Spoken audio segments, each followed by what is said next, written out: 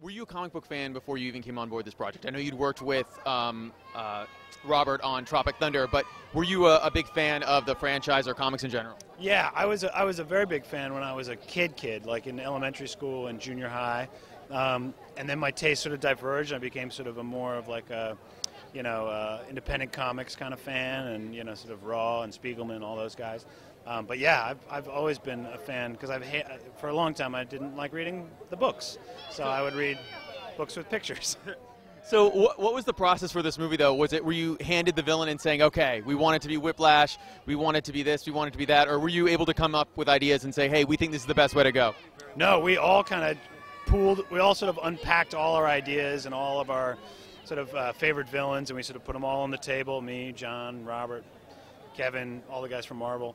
And we just sort of sifted through them, and sort of was like, all right, what's going to be the story that is going to please the fans the most, and what's going to be the thing that we can sort of ground it the most in the heightened reality that we live in this movie.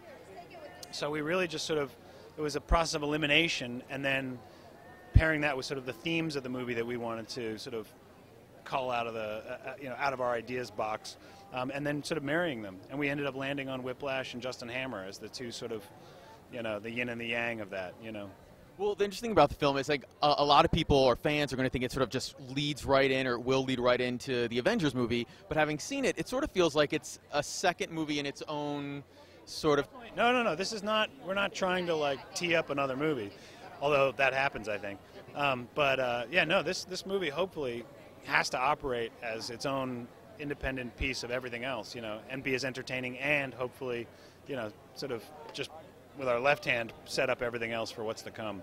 So there was no plan while you guys were making it, like, hey, we might be able to take this storyline and continue it for Iron Man 3. There was a plan, but that wasn't the mandate. You know what I mean? So we focused first on making the best movie possible, and then secondary, we're like, all right, now what can we do? What can we thread through this?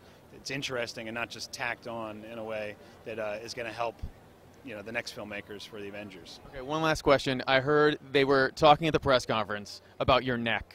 Something happened to you. What happened that you were barely making it? About a week, a couple weeks from finishing shooting, we'd gotten through the whole thing. My neck just started to seize up, and I started to get these, lumps of taut, torn muscle on the back of my neck. And I basically was almost, not virtually in a neck brace, but I might as well have been. I was just so crippled by just the stress of writing for so long. So I basically I had to have like a procedure done to my neck to, have steroids injected into it. And then they wheeled me back in and I finished the movie.